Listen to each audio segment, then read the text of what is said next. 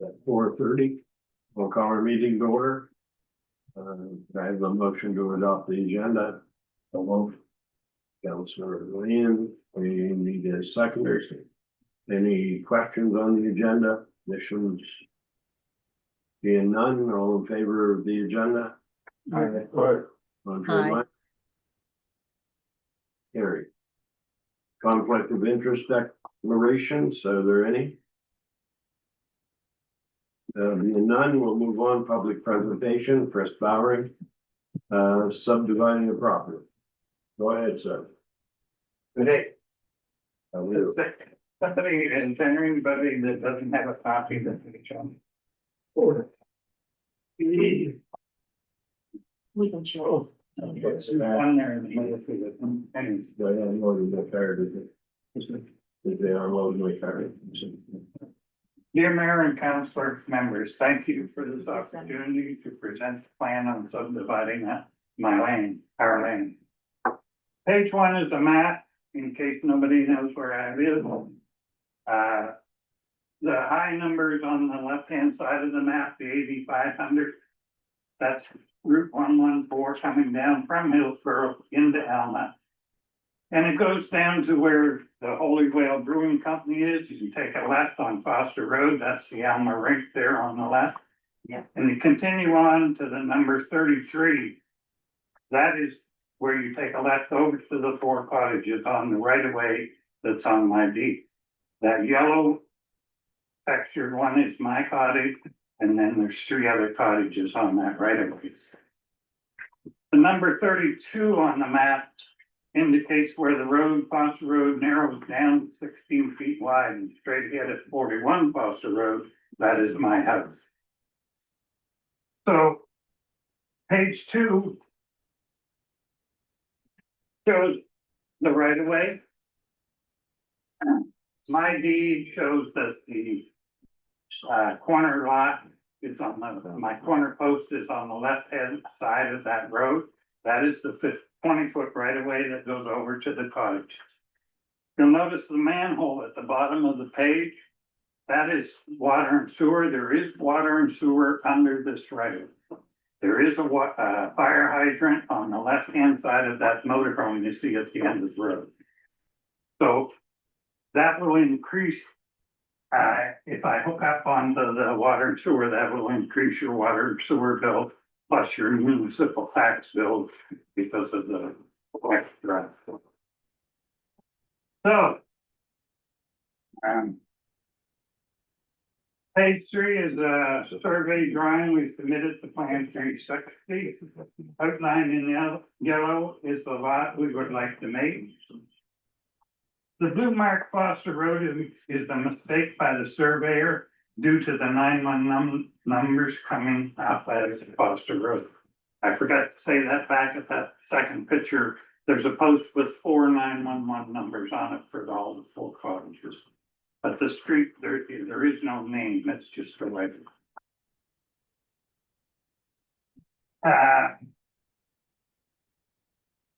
So outlined in yellow is the lot we would like to make. The blue marked Foster Road is instead. Page 4 is Plan 360 rejecting the survey because the right of way is not a public street and would have to be upgraded. Also, it shows that the plan from the year 2000 was granted a variance due to limited road frontage. Page 5 is another drawing we submitted. This was after some consultation with Plan 60. You'll see it's L-shaped now and has a 23-meter road frontage on Foster Road. So that's where what they were looking for.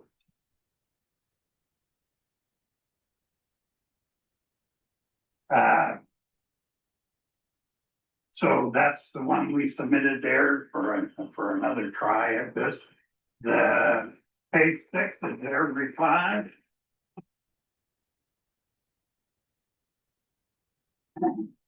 In pink, they asked to confirm that we own the right of way. In yellow, on August 21st, 25 days ago, we sent in our proof of ownership and have never heard back from them. Page 7 is a map of the area for our evidence in that we own that road. It has the deeds of lots above and below the blue line and share a common property line. So all the properties above that blue line and all the ones below the blue line share that blue line as a property line. So there's nothing in between those properties. There's no railway beds, there's no, I mean, there used to be. And it shows up on a lot of maps, but actually, there's nothing on that line. But all the deeds on the top correspond with the deeds on the bottom along that line. So there are deeds on page 8, which is the next page, page 11, 12, and 13. I'm not gonna go into them right now. So our next page, page 9.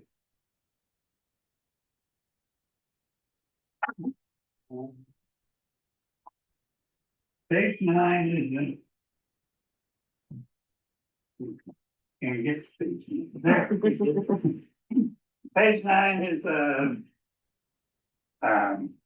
survey drawing done by Albert Newcomb when I bought the house. The pink dot at the top is the corner post of the land, and you'll see right there it says right of way. And that is what we believe, that the post is to the left of the right of way, and it goes over to the yellow lot, which is the one I want to cut out.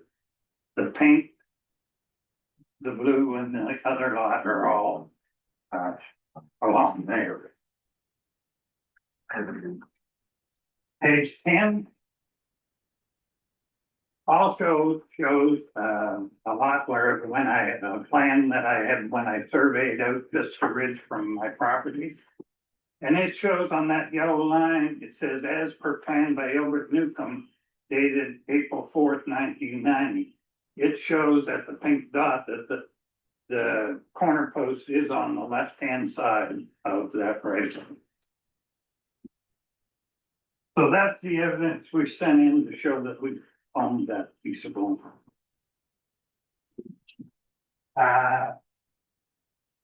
The last page is page 14. And it shows that if you go on any of the maps, they show a lot along where the right of way is, and they call it 0004. And it's to denote public common. And it's where there used to be a railway in Alma, and it was abandoned in 1900, according to this book. And this is the Department of Transport. And he's at the bottom, it says, at any rate, DPI has no interest in this parcel. I would direct Mr. Brown to the village office. It should probably be vested in as a municipal street. So that's where we are at. So in conclusion, we feel asking for a variance would be the best scenario for all parties. There would be no added expense for the village, no plowing, maintenance, or upgrading of the street. The benefit of the village would be higher tax base and a water and sewer hookup. So I would ask for a variance, so everything would stay the same with a 20-foot right of way across our land to all 4 cottages. If anyone has any question or directions for me, feel free to contact me, and thank you in advance.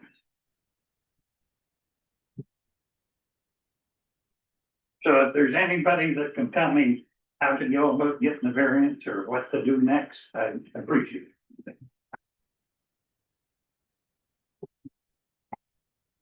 That would be a great idea. Item 3.6, I think they would have to guide us in that process.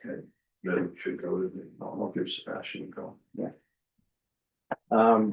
I want to thank Mr. Van for presenting this. I know that you've spent a lot of time on this. So I would ask that staff do what they can to support you in this variance process. If it can be looked into and supported through Plan 360, it would be appreciated. And I'd also like to thank Dave for helping me with the land district. You're very welcome. Thank you very much, and we will go to Plan 360 and see what we can do to help you out here. Okay. And see if we can make this work. Okay, thank you. No, I think that's only right. Anything else, sir? Anything else? You're welcome to stay for the whole thing, or What's that? you're welcome to Oh. stay, or you can. No, I think we'll take out. Yeah. Nerve. You have enough papers from us to last you. That's right. We'll get back to you. Thank you. Good presentation. You can see him. You shouldn't see it, take care. Okay, I'll hold it with you. Okay, thank you. You guys, yeah, everybody the same. McGrath. See you, Elmer. Nobody wants to stay. On people? I'll try to be brief, nothing too onerous here. You know the drill. I know the drill. I would preface, you guys, a lot of you know, I'll preface it by thanking the council members. Appreciate your service. That does come from the heart. You deal with a lot of issues. Just kind of wanted to, looking at some numbers here and just kind of wanted to maybe set a framework for consideration. And I've alluded to this a little bit before, but you know, when you meet as a council, it tends to be more dealing with villages, and that's absolutely understandable. That's where the going concern is. That's where the infrastructure is. That's where all the issues are. It's completely understandable. I think sometimes the LSDs and the rural get lost in that. And I just kind of want to bring attention to that. You know, we live in LSDs. We chose to live there for a specific reason. You know, our own septic, our own wells, you know, no traffic, low taxes. You know, a lot of reasons. There's pros and cons, there's risk and reward to that, but that was our choice. You know, when we think of Fundy Albert, it's really not. It's not just one big village. We love our sister wards. We enjoy special kinship. But rural is distinctly different, and I think it needs to be respected. You know, while we're neighborly brothers, we're not each other's keepers, right? We're also keenly aware that LSD was included in the amalgamation for a specific reason. It targets, it taps into a big assessment and tax base. That is strategic. That said, we don't want to be consumed by that to that end. So I'm gonna share some figures with you, and I'll hand those out to you afterwards. But just, I love numbers because they're just passionate, right? When you look at the numbers, the Coverdale LSD on its own makes up more than 25% of the tax loan. It makes up more than 28% of the population. It makes up 35% of the shared expenses. It makes up over 37% of the assessment value, and it's growing. It's the one spot in Fundy Albert that is growing substantially. Not that there's not growth in other areas. That's Coverdale alone. If I look at all the LSDs, so excluding the villages, the LSDs make up more than 48% of the tax loan, more than 67% of the population, 67% of the shared expense, and more than 69% of the assessed value of properties. So I just kind of wanted to bring that to your attention so that it's in your mind. I know we're heading into budget deliberations soon and those considerations. So I think giving giving the rural areas the respect that they deserve and their contribution that they give is very important. Obviously, there is a tendency to be village centric, and I get that's where the going concern is. But, we matter too. I guess my question is, does this council recognize and acknowledge that the LSDs, not the villages, comprise the vast majority of Fundy Albert in every respect, except for cost and ongoing concern? Thank you for your time. And I will, I'll share those for you to, pass it on. Thanks for your presentation. Do you have an ask along with your presentation? Is there something in the back that you're looking for? Is there any If there specific? is, not a specific one. Okay, that's I my, wanted to reset, maybe the mindset, the thinking. okay, We're easily forgotten because we don't have many needs, right? We look for a road. I leave my driveway, I look for a road that I can drive on. Yeah. We pay separate taxes for that anyway. Yeah. We have very little needs, so we're not here off, right? We're not here asking really for okay. anything. I just thought you wanted a anything. presentation, there might have been something that you want to bring But forward. really just to set that tone, I mean, going into budget deliberations and whatnot, so I just wanted that recognition. And just, that was just the ask, Okay. The numbers speak for themselves, I think, but if, I'd love to have acknowledgement from the council on those numbers. Thank you. Hey, thank you, sir. Thank you very much. Mr. Knickle? Thank you, council, for your time. Thank you guys for your singing, Sean. I really have great respect for the work that you guys do. It's not easy. But we're here at the budget deliberation time. I'm well aware of what Sean's numbers are and watched this whole amalgamation go through and understand how you guys got kind of cuffed with what you got cuffed with. What I'm hoping to come to say is two things. Number one is you're in the budget deliberations again. Sean's asked you to recognize the LSDs and what we're contributing to the pot and what we've had to endure as far as tax raises for the last 3 years. Whereas the municipalities really have been pretty much neutral or gone down. So, and the cost of living has gone up, but we've had to absorb all of that on the outward side. So I'm going right direct for an ask and just saying that when you guys get into budget deliberations, once you have established financials, which is what you critically need in order to raise, if you're gonna decide to raise or not raise taxes, you need those financials done. I don't know where they're at, but that's really important is that you guys think about that this time going in. You guys try to do it. I appreciate what you did last year. But everybody, we all need to share together. If we're supposed to be one, we certainly have to all share in the pain and a raise. To that end, I reviewed one of the previous minutes meetings, and it was regarding a purchase of a new public works vehicle. Now, when the amalgamation started, we were told that public works would never become part of a shared service.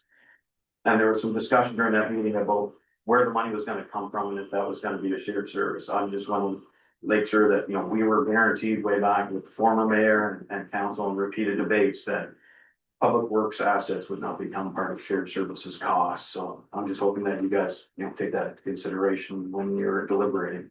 It's important because, I don't see the public works truck over on that in Dawson, so.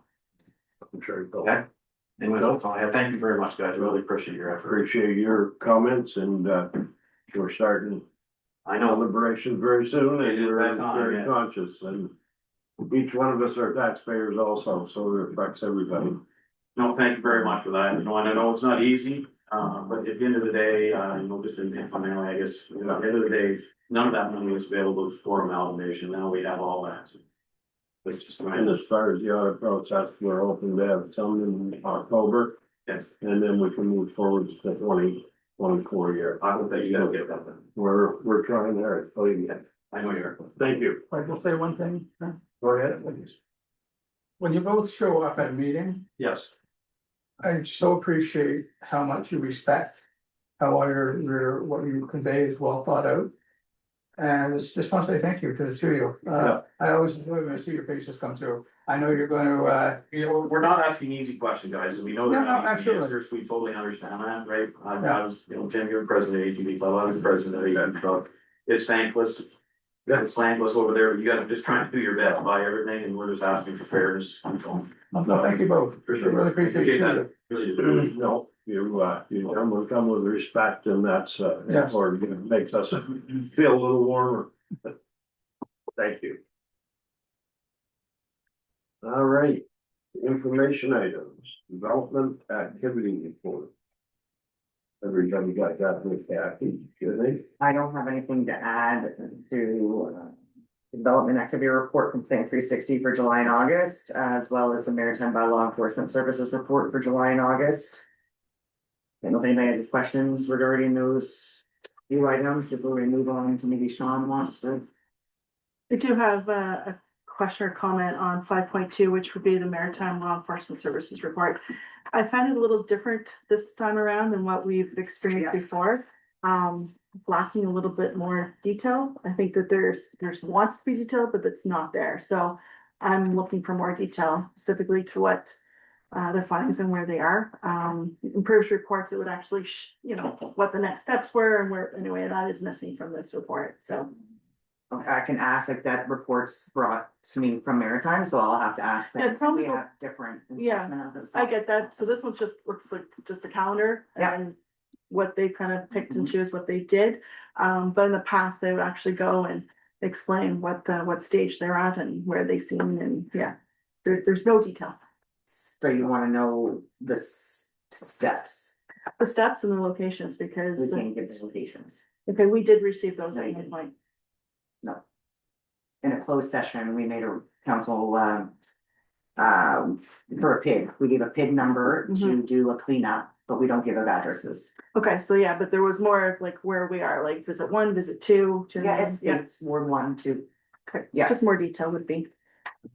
I might add, the commission is looking at, the bylaw section, so that's going through its motions right now, and, the contract that they sent in. I sent it back because they had a clause in there that you have to give them 3 months' notice, and I was not going to go for that, so I haven't changed it to 30 days. As it should be, so they've changed out of the contract. That's later on in the meeting, but Yeah, oh, sorry. Yeah. That's okay, I was let you know. That's all right. E6, the financial update. That's pretty self-explanatory. If you read it, we're going through the motions with them right now. I've got a meeting with them tomorrow on the software. And we'll give you an update on that once I have a look at your proposing, which I won't go until tomorrow. So Can I just add something here? Go ahead. Just to add to Mr. Knickel, who had, I'm not sure if they are aware that the package gets uploaded to our website because he was wondering, he wasn't sure where we were with the financial reporting. So it's important to know that the package we receive, the public receives as well, so it has all the same information. And I just wanted to bring that up so that they were aware as well. Thank you. So with regards to 5.3, the E6, just so I know that we say the 23 has been submitted, but when was it submitted? the date that I sent the email, which was I don't remember, it would be in one of the 2 weeks ago, I think. Okay, because I was just curious, because they always did say 4 to 6 weeks, so I was wondering if we are in that time frame or if we're exceeding that or what they're my prediction at this point is they're a week behind. a week behind. So we're probably looking at, it was sent, I want to say September, 2 weeks ago, so that should put us, I sent it to them, say mid-August. no, for the update on the 2023, when they're gonna be finished. Okay, So right now we're I'm just looking thinking at like if we mid-October. submitted to. And then there's a week fudge factor in there. But I always like to put in, and as soon as they're done that, they start on the 2024, so that has been put in. Actually, it's put in the day after you guys approved it at that council meeting. Because the 2024 timeframe, do you think we would, is it ready to go as soon as the 23 comes back? Or are we gonna be They will have all the data for 2024 by the time we get the 2023, So- so it'll be a smooth transition is over. it gonna be a Christmas present for Funny Albert? I am praying to Santa that that is the that is the case, and I do weekly check-ins with them, just to gently let them know that we're looking for timely. The council was pretty firm last year and we let it, because it's hard to prepare a budget, as you're aware, with not knowing previous deficit surplus. So I mean, it would be great to be able to approve and put together a 2026 budget with both 23 and 24 audits complete and approved. But 23 will really help us out quite a bit, but the 2024 is a good percentage of it.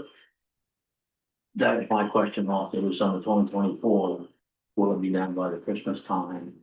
Or will these 6 months we will maybe give it a look at what's possible? I should know something from, Forecast on that. right, I should have something from E6 on that. I've got a meeting with them tomorrow, and I'll get a date for you On the 24 budget. on the 24 budget. Okay, thank you. I'll include that. I think we're all looking for numbers, Sean, when we sit down to know where we are, what's coming, what's going. So we got a better grip on what we can do with that space, because if it's. We gotta get this, right? We gotta get lined up, and we gotta see what we're spending, not spending, all that kind of stuff, then we can go back and. If there is some adjustments, we can make that. Yeah, and That's that's what I'm looking for. that's a problem with it, that not having them right now. Yes. We're doing our budgets internally right now, and without those numbers, we're not gonna know. We are gonna get the provincial numbers for the assessments on next week, so that'll really kind of help us out a bit too. So I think by the time we get to 2023 and 2024, and we'll have some pretty solid numbers. So Appreciate it, thank you. Hey, anybody I else? just wanted to, can I add to that? Go ahead. Sorry, I mean, I totally feel, I absolutely agree with the importance of getting these audits done, but I totally have the confidence in the administration team that they know the urgency in getting the 2023 and 2024 done. I believe we're on the right track, and I appreciate the work that's been done on it, and I'm looking forward to, this is one of those things that putting behind us, moving forward into 2026. Thank you, Rheta. We're all on the same page, and I know that there's work every day going on this, and hopefully that we can get there by the end of the year and have both done, but it's a big project. Anybody else? Gordon? Yeah, CAO did mention, software, looking at the software that we're going to be integrating into, I guess, finance, for Fundy Albert. So is that, I know the focus right now is the audit, but since you brought it up, I'm gonna ask. That software is the intention, this will be the new accounting tracking software, for our finance group, and going forward, this will be the one-stop shop to ensure that everything is tracked and accounted for. Absolutely, it's got everything from your GL to HR to asset management. And everything will be in one place, which is kind of the goal that we're moving to. And then, of course, we're gonna have a training session for all of the senior staff, that they know how to work with it as well.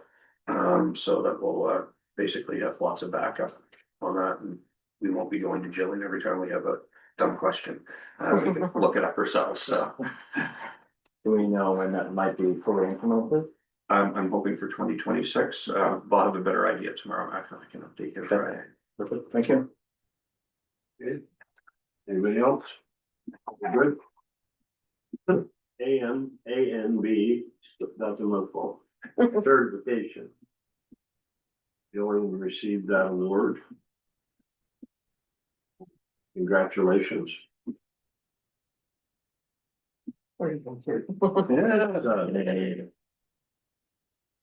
Reflects your fundamental skills and knowledge required in local governments for more.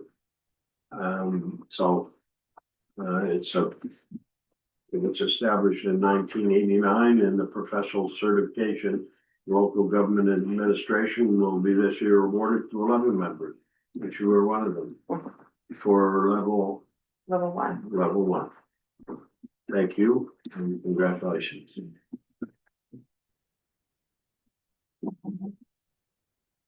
Council direction requests. Riverside Albert Utility Transfer Operating Reserve to Operating Fund.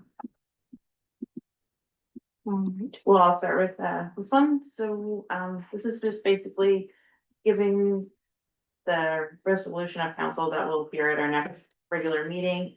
As for our budget, we have budgeted to use 12,400 of our operating reserve, and this is essentially just the transfer from operating reserve to our operating fund. Is there any questions regarding this transfer? Just a quick question, comment. I noted that it's January 2nd, today's September 16th. Is there a reason why we're only doing this now, not? Typically, I try to wait till later in the year in hopes that we don't have to use it. Okay, But we are heading that way that we will have to, so I just wanted to have it in there, be prepared. fair enough. Thank you. No problem. Application for finance. So currently we have 4 ministerial orders that are ready to be sent for financing with the Municipal Capital Foreign Board, or I guess Municipal Finance Corporation, essentially. So where we have finished phase 1 for the Alma Water Project, that takes up 2 of these ministerial orders. One will be for the water treatment project and one is for water system upgrades. We're hoping they can get as much as they can get done. And I will file what amount I have at the time. I can also, as long as I do not close that ministerial order, I can use the remainder of the ministerial order to go in the spring to capture the rest if we are past the date, as I am required to send within to the municipal corporation by, I believe it's October 9th, 10th. So I will be probably most likely calling for a special meeting at the end of September.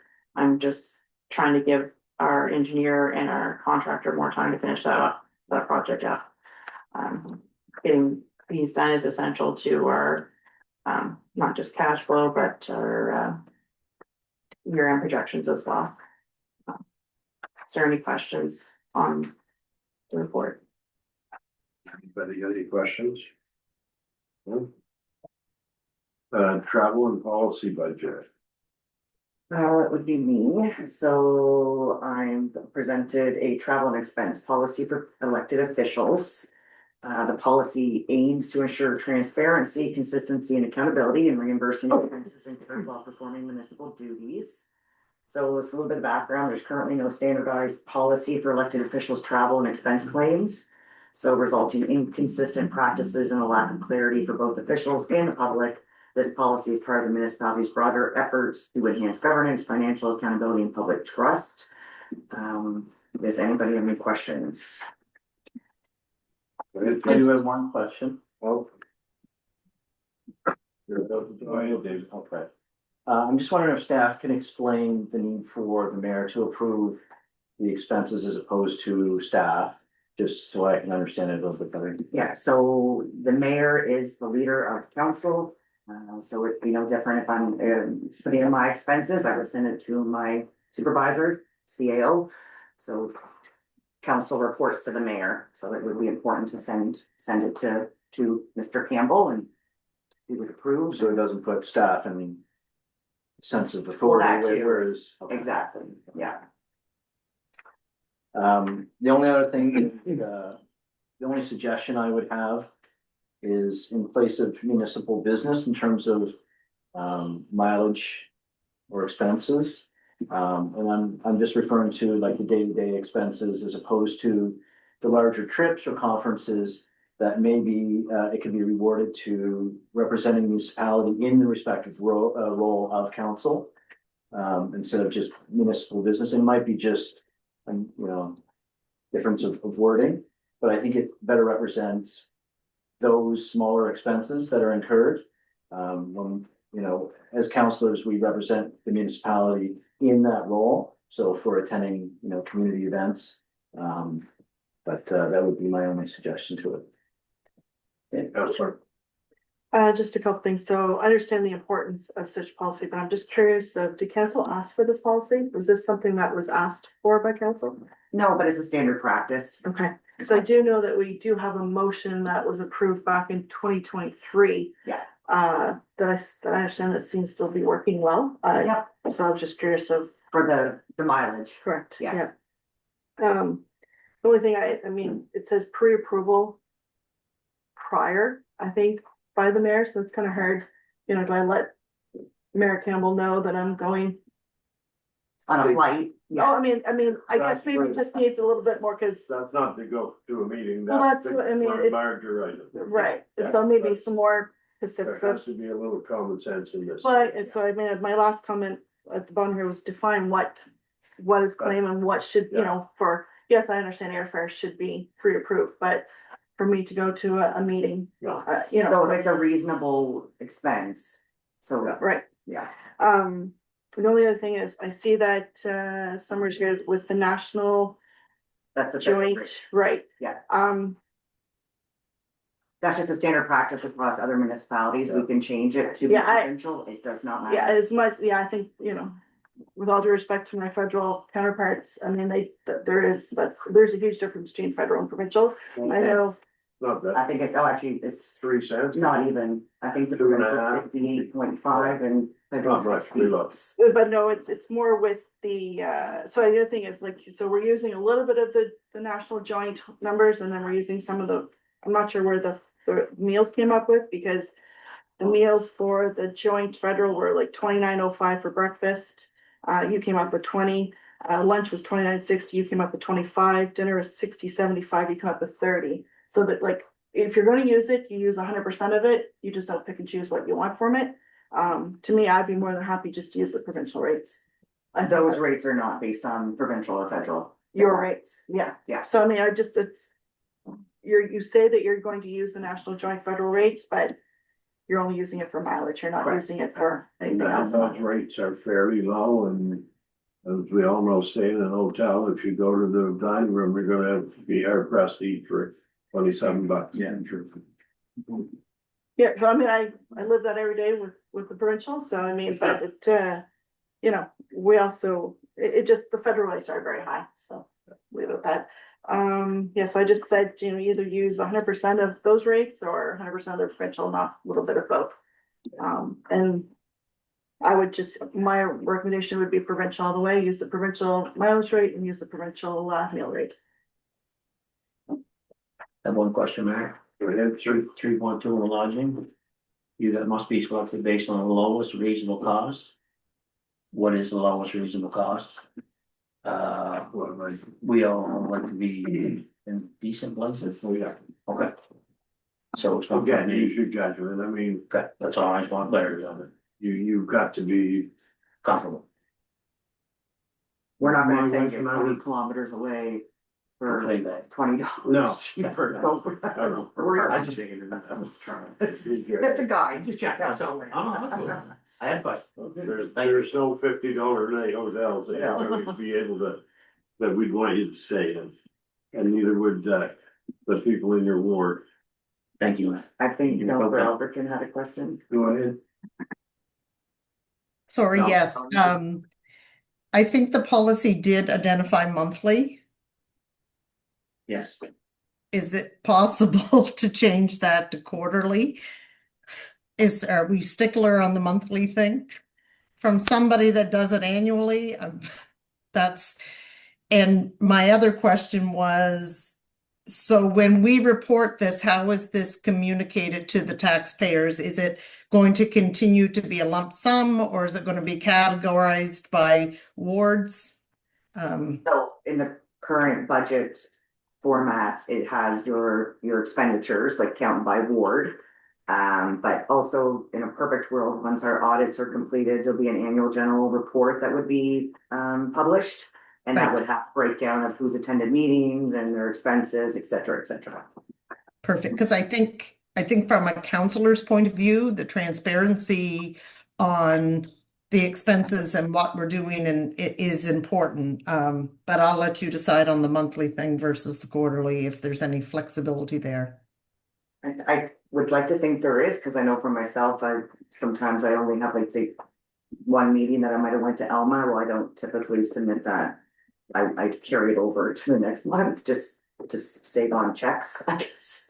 So we'll chat internally and we'll get back to you before the regular, or at the next regular meeting. No, and I appreciate the policy coming up because I think it provides some clarification on a process that is important and yeah, I'm all for it. Thank you. Just Go ahead. one last, it was 3.5 cell phones. It says council shall fix. Maybe it should, council may. I mean, I think we've all agreed in the past that we would not be like cell phones were on our own. Yeah. So instead of shall, because that means you will, If you want to. may. Sure. About May. It's a big deal when you come into policies, so yeah. Well, one of the biggest issues we had was the distance when we go for meetings. It's not just going to the village office across the street or No. 2 kilometers. Yeah. It's we're covering a huge amount of ground, so. Yeah. But we have to be respectful and do it properly. Okay, anybody else? In regards to hospitality. Anything over $50, we have to get approval from the mayor. Sales being my background, lots of times you have an opportunity right now to take somebody out and do business. So with this, other than we're gonna take a couple people out for a Happy Meal, kind of limits us what we can do. Just wondering if there's any way, like the Village of Hillsborough had a budget per year and it's $350 that we could tap into for hospitality if, and not abuse it, it'd be for business. I'm just questioning, $50 doesn't get you parent. I don't think it's happened yet, but I don't know, what a reasonable amount of money do you have a recommendation? Go ahead, Sean. I wrote a bylaw in Tisdale, Saskatchewan a while back, and 50 is quite low. So take, for instance, if we have an economic development opportunity, Right. you may end up spending $300 Right. to bring in $1 million investment. That's Exactly. there's a definite return on investment for that. So I think we need to come up with some wording that's going to be applicable to the situation. Yeah, good point. Thank you. And there again, I think if it's that type of thing, we'll have to make an exception anyway.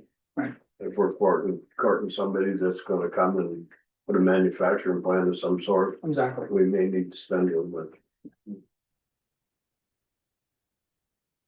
Okay, anybody else?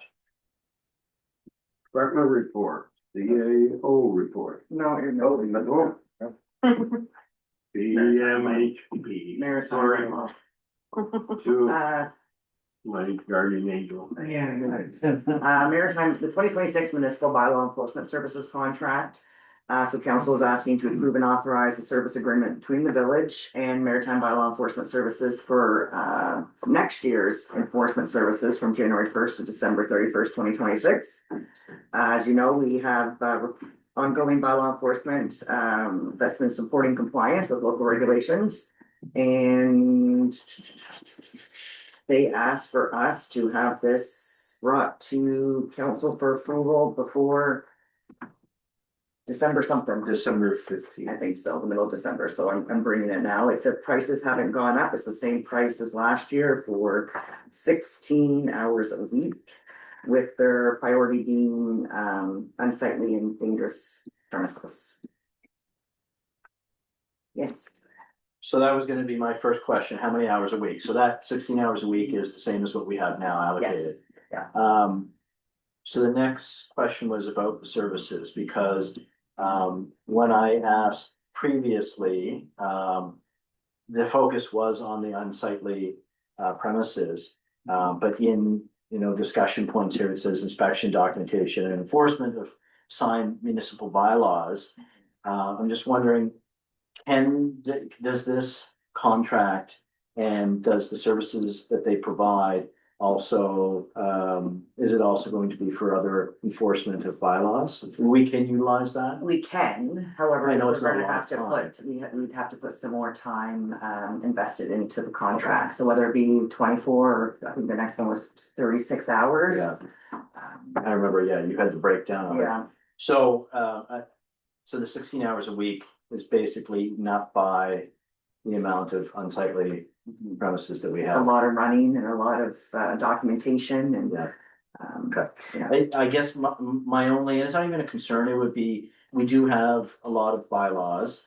Well, maybe not a lot, but we do have other bylaws that there's some enforcement that may be needed. I just don't want to put us in a position where we wouldn't have enforcement or services to reinforce that. So that would be my only questions and my comments. Yeah, I'd like to comment on what you're talking about. We've had 2 meetings now, and what we're trying to do is bring other municipalities together and work with bylaw enforcement. The same company we're working with now, Maritime Bylaw. Bring it in through the Southeast Regional Service Commission, so we have Maple Hills, Bundy Albert, Cantermere, Cape Shores, and a couple others to see if we can reduce the rate that they're charging it. The shared model. And a shared model, if Bundy Albert has a need to have them on Wednesday. And whoever had them scheduled, we can reach out to them and switch days. And still accommodate the days we have, or if we run into problems, well, somebody give a couple of days up and let us have it. So, we're working on that, and we'll have some news soon. So our labor contract's up in January, the end of the year. December 31st. Yeah, so we may have to renew it the way it is, and we may be able to do something, but it's ongoing. It's Okay. we're Well, that's good information, any partnership, especially with Service Commission. To bring down costs, that would be good. we're looking at other shared services, but we're just starting, so. Okay, good, thank you. I do have a question. Go ahead. Yep. So I would agree, like, I mean, I appreciate that it is September and they're looking to confirm their work for next year, but there's a lot of work on our front that needs to be done first before we sign any contracts for January, i.e. budget. I mean, there might be some more available money this year or for next year that we might be able to increase it. And I understand, you know, with the negotiations with the Southeast Regional Service Commission, that's very important. So unfortunately, I mean, I think this does need to wait until the very last, you know, until December, until we are able to look at a budget and, you know, confirm the need and the wants. I mean, those are 2 different things. So currently we're at 16 hours, you know, what would it cost us to go to the next level and what would that give us compared to what we could be negotiating with the Southeast Regional Service Commission? So we may or may not go down, but we are looking at what we can do. And we're hoping that we'll have something for October, November, late October, early November to bring back to council. And just to add to that, Counselor, one of the things that we're trying to do is get some solid numbers Mhm. moving into budget, too many estimates, so as many solid numbers that we can bring in now. Because we know we're gonna be contracting with them in the new year, the better off, the more accurate, pre-budget so we can do with you guys. I appreciate that. Anything else? Anybody else? Okay, now we can do the reports. No. Oh, EMHP, okay, go ahead. Yeah, good evening, everybody. PMHP, this is something that comes through every year to be approved to get the funding for the Provincial Municipal Highways Partnership. The few key differences this year that you have noticed is last year it was projected out for 5 years. This year they've only asked for 3.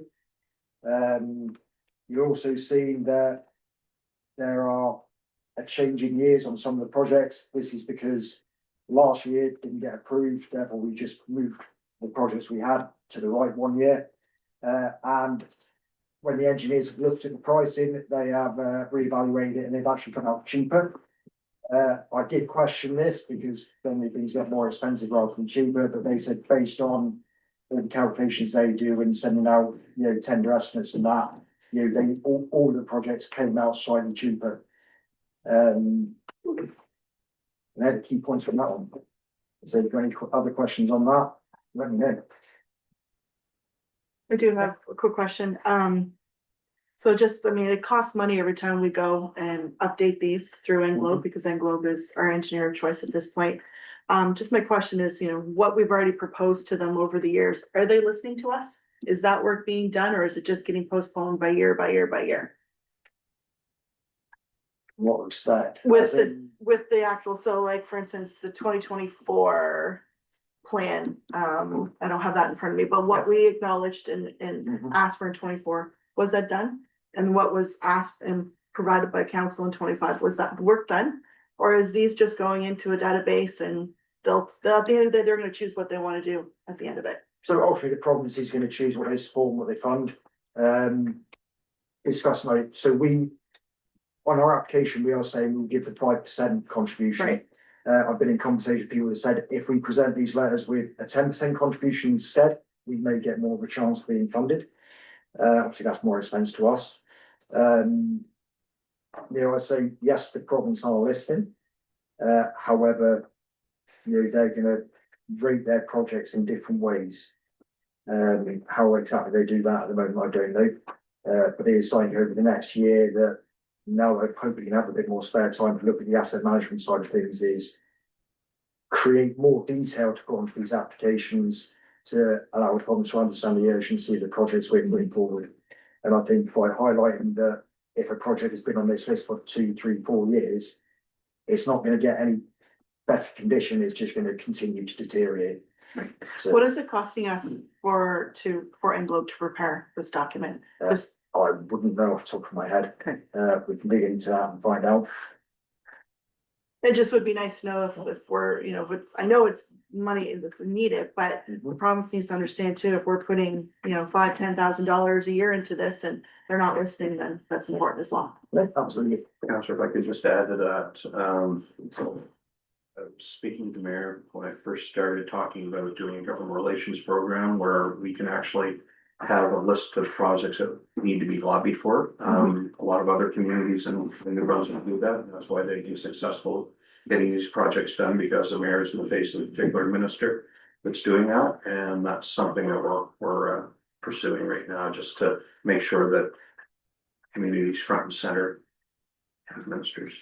It's important. It is absolutely. The more airtime we can get with people explaining our differences, the more chance we are being listened to.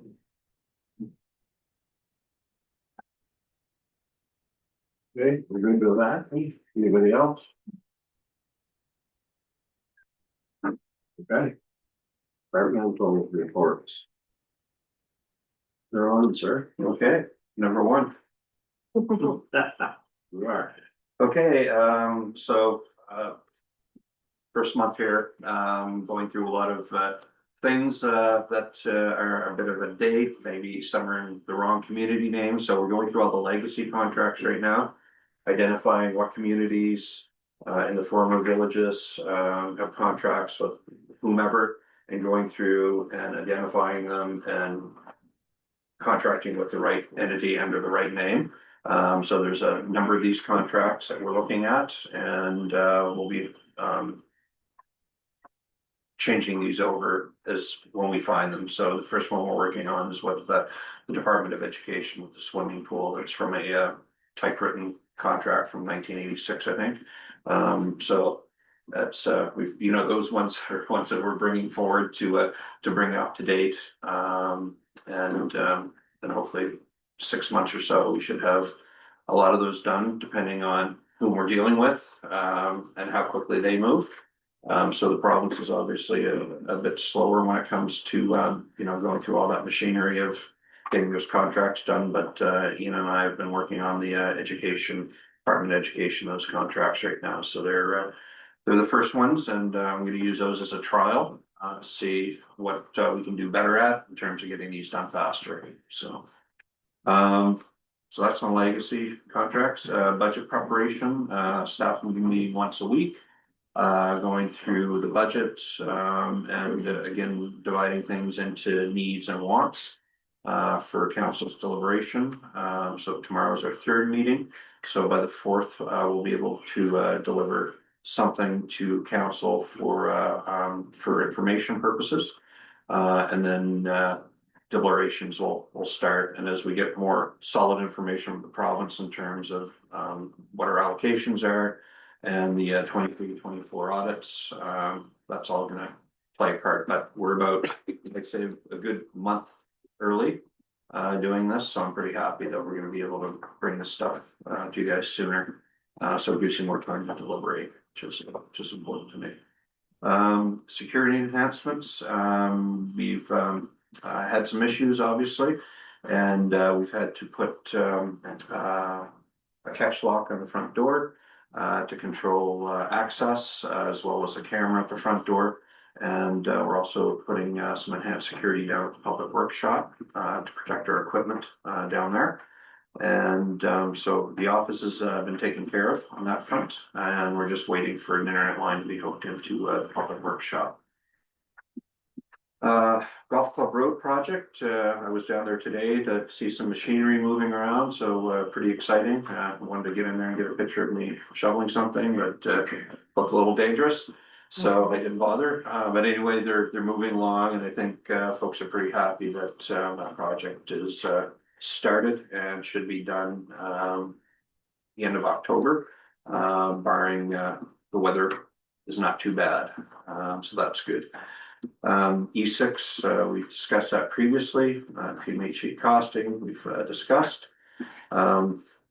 We've added Kevin Ford as a new lead hand for the Public Works Department, which should really help out in terms of streamlining some processes and giving our Director of Operations more time working on strategizing, setting us up for, next year, 5 years, 10 years. So one of the things that I want to do is be looking that far in the future. So when I leave this job, the person that comes behind me will have a plan in place that they can keep working on. 10 years. 10 years, yeah. 65, that's 8 years. So whoever comes up behind me will be left a place that's well organized and running smoothly. So that's the whole goal. And Kevin also brings a lot of skills to the table, which is going to save us a lot of money in terms of small engine repairs. Got a lot of certifications on heavy equipment, all those things. So he was a really great hire for us. An employee milestone, we discussed Jillian's certificate, so hats off to Jillian. Also, Ian celebrated his first year here last week. That's a year today. A year today, so it's a full year, so thank you, Ian, for your dedication, and look forward for another 10 years. Listen, if I'm gonna be. You're up to 55, so I like having the same staff over a long time and continuity, and it really helps with things, so that's a good thing. The Shepley Food Bank, we've helped those people set up in Riverside, Albert, so they're in there now working, and that's great for the community, and I'm glad we're able to step up and make sure that we can help to provide those services. RCMP liaison, I spoke with the department on a few occasions recently. And one of the topics was coming here once every 6 months to give an update and have a conversation with council. And they agreed. So we're going to hopefully have our first meeting at the end of October. We'll have the RCMP to come in and give us an update on, what's going on in the neighborhood, and give council a chance to convey their concerns directly, because we do pay them as a municipality a lot. So I'm not depending on the Service Commission to do that mechanism because we do contract them. So that'll be a good thing. National Firefighters Memorial Day was on the 14th. Council sent out a really nice letter. Actually had lots of clicks on Facebook. And we'll be doing the same with, there's the police services is coming up on the 28th. There'll be a notice going out on their dedication as well. So just in terms of closing remarks, the above initiatives demonstrate our ongoing focus on compliance, strengthening operations, supporting staff development, and delivering effective solutions for the residents of Fundy Albert. And of course, as always, council will be informed of everything that I do. And we'll keep moving in that direction. And I think I'm pretty excited to see what the next year has in store for us. Thank you, sir. Go ahead. Any questions? Yep, so just so I want to acknowledge and thank you for your reporting every Friday afternoon. It's well received and appreciate it. Also want to thank you with the RCMP. I've been asking for 2.5 years now for them to come in and meet with us.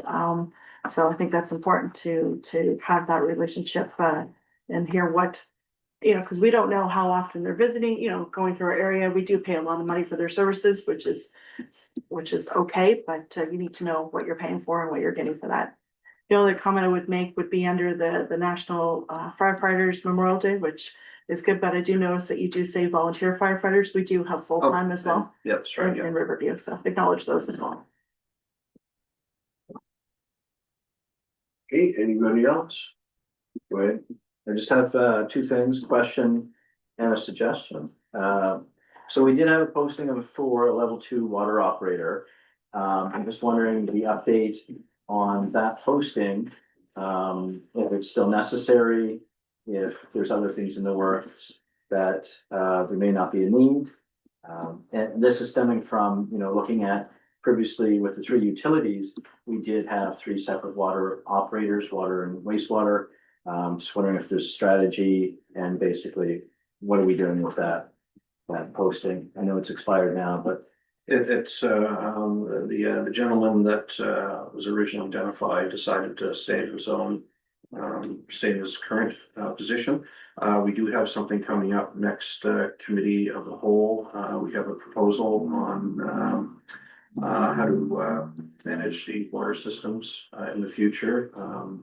You'll be quite excited. I'm quite excited for it. It's this is a really big sustainability piece. And it's really going to help us out for decades down the road. I'm very excited when we get a chance to, we have all the information together. We'll be sending that out to you as a information piece on Friday. But it's I can say it's very, very exciting. And the other comment I would make are water operators are like unicorns. And they are incredibly difficult to find and incredibly difficult to keep. So one of the things that we're doing in our proposal is we have a way to ensure that we have a constant pipeline of water operators going ahead decades into the future. And again, it's very exciting. it got me excited. It's You'll be happy. I couldn't sleep for 2 days when I I'm so excited. Good deal. Yeah. And then it'll involve the training program. It's good. Yeah, I definitely need to get out more, obviously. That's good. Okay, I just have a suggestion as well. So talking about water, of course, water is a topic of conversation quite a bit for our 3 utilities. My only suggestion would be, and I'm no water expert, of course, but if staff and maybe operations could look at possibility of making sure that our water supplies are secure, maybe having gated access or better locking mechanisms, so people can't freely access the water areas or the buildings. It does provide a very large risk to the residents. So again, if it can be looked into to see if it is secure, and if not, if there's anything that can be taken, any actions taken to make sure it is secure. We will be happy to know, Councillor, that we've already looked into it, and good. part of that will be in the budget estimates. On a big one for water security, and we do need to have cameras in the buildings connected to the internet to monitor that. There has been a lot of throughout Canada issues with people accessing water facilities, and they shouldn't be accessing water facilities. So we're going to put they'll be part of the budget proposal, and they will be in the needs section. I'll just let you know right now that that's a need, and that'll be part of the budget proposals to council. Great. Okay, thank you. The only people who should be allowed in the buildings are the ones that are certified, or when any of us go in through the door, we need to be with someone. that's- Absolutely. I don't even have a key. No, I don't want a key. I'm gonna, I'll go in, never did. Anyway, anything else? Thank you. Legislative service. I'll just give you a brief overview of my reports. The community grants program hasn't changed. Building permits, there was 4 issued in July, 9 issued in August. Funding, the only thing new would be the AED. I did apply for, through the Heart and Stroke Foundation, for an AED in Elma. Hanson Signs, there was some staff turnover at Hanson, so they're currently working on locates. It's taking longer than anticipated. Hopefully something will happen soon. Bylaws and policies, the council expense policy has been completed. Streetlight policies, sitting with the CAO for review. Code of conduct, third reading is scheduled for October 7th. Working on a bylaw respecting water and sewer connections. The EMO, emergency planning bylaw has been sent to the CAO for review. The Hillsborough Fire Department, has successfully purchased a 2004 Freightliner heavy rescue truck from the town of Riverview through a bidding process that was open to all funded fire departments in the town of Salisbury. Hillsborough's bid of $40,500 was successful. The purchase was fully funded through the fire department's own bank account, specifically using a combination of their 50/50 fundraising funds and community donations. This newly acquired truck will replace truck number 9, which is the rescue truck, which was originally purchased through the department's own funds. The 2004 Freightliner will be modified to meet Hillsborough Fire Department's operational needs, with all associated costs also being covered by the fire department's internal funds.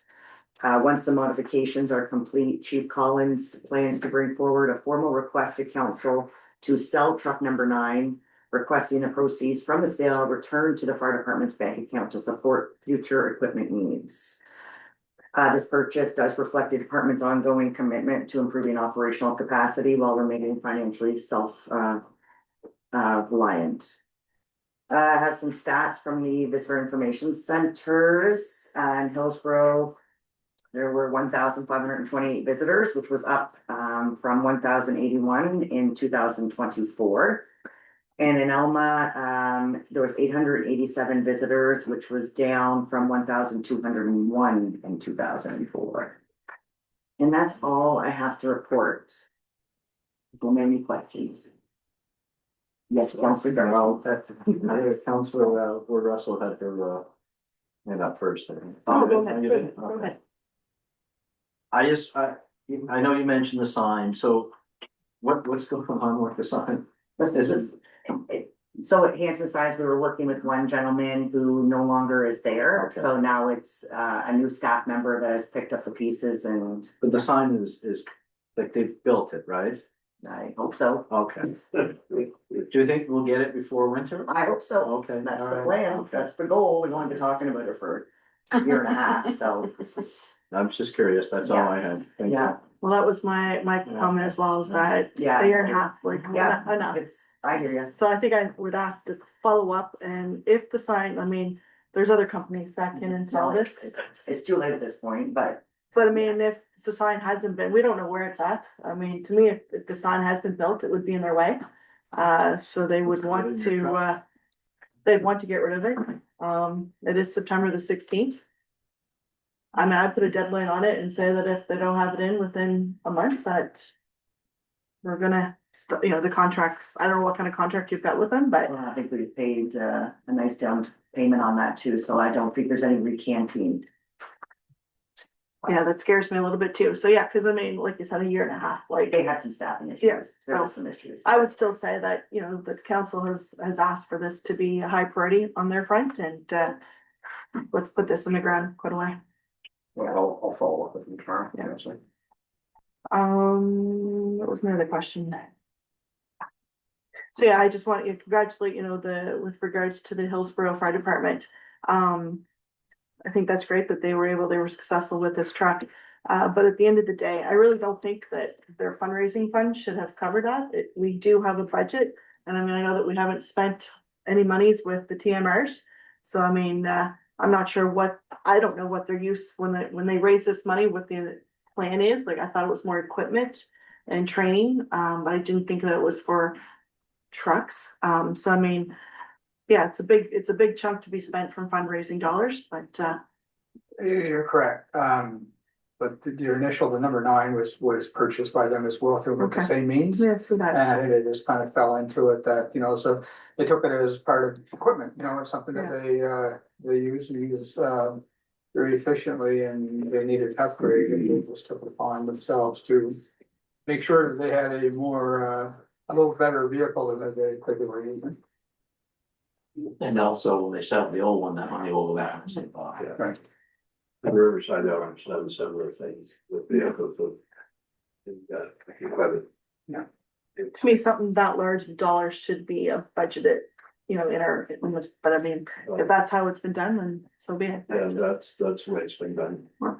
And we do pay for the maintenance too. Yeah, it becomes our vehicle to maintain little, so. Good, good. Operations, I don't know, Councilor Alpert. all right. Yeah, I just wanted to know, you know, I do appreciate the fact, and I'm very happy that the Hillsborough Fire Department did obtain the asset. I think it's a benefit, and just to add on, they work very hard at their fundraising, so it's a positive impact on the community when the community sees that their fundraising does go back into assets that, you know, yes, we maintain them and they become an asset of the council, but that's why the community supports some fundraising as much as they do, because they physically see the money going back into the community. Just a note, just for moving forward, it's somehow, I know I've brought my concern forward is just to where does council's role in this becoming notified? Is it before the fact or after the fact? Maybe we don't need to be notified because it's not our money, but it is our asset. So just something for future discussion is where do we fall as a council when these assets are being purchased? Hey, So I could help you with counsel with that one. So your bylaw currently states that the fire departments report directly to council. We're not even mentioned in the bylaw except for the clerk, who is supposed to receive the budget estimates from the chiefs. So I'm not mentioned in the bylaw or anything, although there is a policy that was done in 2007 that does speak to some of that. But the thing is, a bylaw trumps a policy every single time. So I think if you wanted a way to interact with the fire department more, probably a bylaw rewrite might be in order, where you do mention the CAO or the clerk of the treasurer, that we can actually work more closely with them in order to help them get these things together. Yeah, thank you for that. I mean, 2007, CAOs didn't exist, right? We had clerks. So I think those are some of the things that haven't been modified. We've had a lot on the go, and I'm not saying it's a priority at all. I just think it's important moving forward that we all understand where council is on these processes with the three active volunteer firefighters.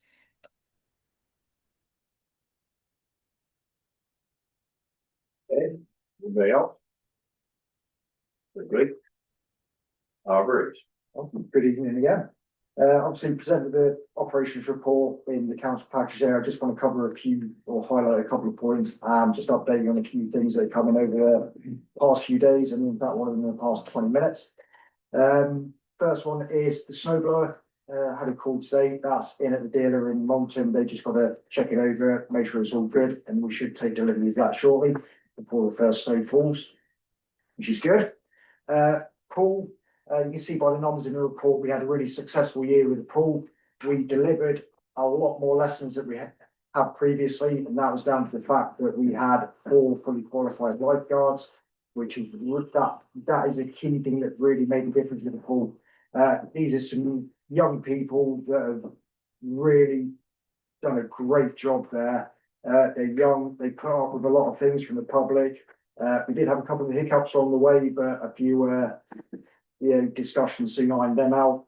but without them, we absolutely would not have been able to do as well as we did this year, so hats off to them.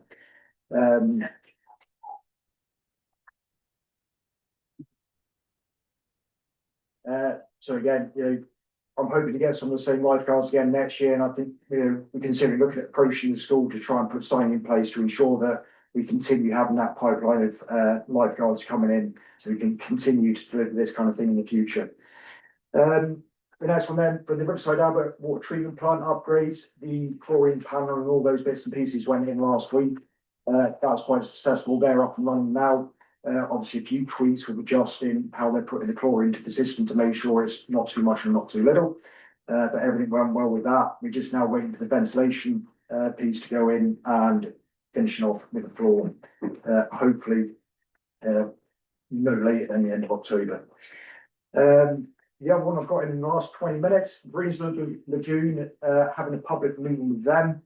I reached out to Englobe today. The reason it's been delayed is there was a few comments on the 9% drawings that they were just looking into to get a bit better idea of. And then Jeff Russell emailed me at 5:25 to agree that yes, we're probably in a position now to plan a public meeting, and I will be giving him a call tomorrow to discuss that and get it in the calendar. And the final one is the Alma Gazebo.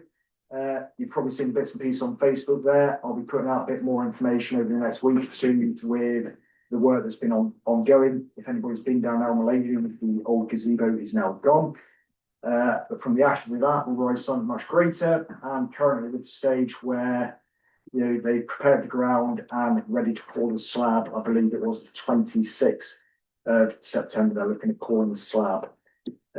So no doubt we'll have to get people on guard for that, so we don't wake up with any footprints in it. We'll see. There's all my key points. If anybody's got any questions, go ahead. I got one. Water exploration, Hillsborough. Yep. Where are we? So again, I've received an update proposal. So if you recall earlier in the year, we amended the proposal just to agree on the EIA letter, hydrological surveys and all that. That's almost complete now. I've got a renewed proposal for all those other steps with amended prices and everything on it, which will be bringing to council to get agreed upon. At the moment, we are still in negotiations with the landowner. It's all going well. It's just slow. But we are all on the schedule, but we're wanted to be on. My question is, why is it so slow? I've been asking questions for 10 months. Yep. And we're still not even close. We haven't got a land deal put together. So speaking to the engineers, EIA process with all the environmental surveys and everything is a long drawn out process with lots of letters going back and forth between government departments. Because I did ask that question, it seems to be stalled, and they said this is what it's usually like at this point. Once we have got all those approvals and everything in place, and we've got that landowner agreement, we'll be away. And Ian and I did meet with the landowner, and he agreed to all the stipulations, so it's just a matter of signing the contract. So I'm 100% confident we're not gonna be. He's on board, it's just minor details, just confirming a couple of days. So once the EIA is done, the EIA, when does things progress after that? What's our time frame? Probably a year, I would say. They're Before looking zero. at, so for drilling, don't quote me on this, but it's just a ballpark, is looking at drilling early next year for the test wells. Okay. Thank you. Go ahead. Oh, did you? Yeah, because I know. Councilor Jonah had to quick his hand. Well, okay, I'll make it quick. So the Greensboro Lagoon, I know we talked about it a little bit, Ian, but is the intent and the plan is that this would be upgraded prior to Fundy Albert taking over this utility or infrastructure, which would also include any type of public meetings. I know you referred to a public meeting, and the determination of the rates, because if I recall, it's $50 a year now, or it was $50 a year, and that will probably rise significantly for those residents. My concern is that we don't take over something that could potentially be, a negative thing. I know it may be a negative thing for residents as it is, but Yes. we don't want to take on a It's gonna project. cost us money to Yeah, out yeah. raising the rates again as soon as we get it. So part of what they have been doing over the past few months is looking at, a rate study. Again, I've not had a conversation with Jeff to know exactly where that is, but certainly we are very cognizant of the fact that that rate has got to be set in such a way that we are not putting ourselves in a bad position of having to chase money all the time or suddenly raise rates to cover ongoing costs. What's really fantastic about a new asset like this, we know how much it costs.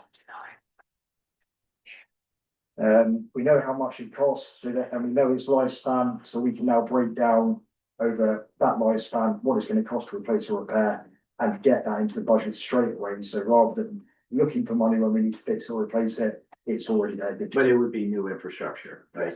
Not what's there now. There is nothing No. there now. It's completely The new. pipe that goes into the river. There's nothing. So everything in the Greensboro lagoon is going to be all new. Yeah, okay. So it's an exciting thing to actually get on top of site Yeah. and then plan for the future as soon as we got it, rather than picking it up halfway through. That explains $50 a year. Thank you.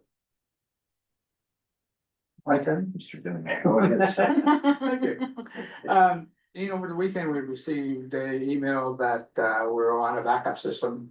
And for Hillsborough for the water due to low levels and turbidity. That our main well has been shut off. I'm just wondering where that stands. I'd like to know where that came from, because it's the Yeah. first information that I've ever received about this. Okay. All I can tell you about the wells are, we put in a water conservation effort earlier in the year. Yeah. Compared to where we were last year at this time, when there's a lot more rain last year, we are still in a good position, if not better than what we were last year.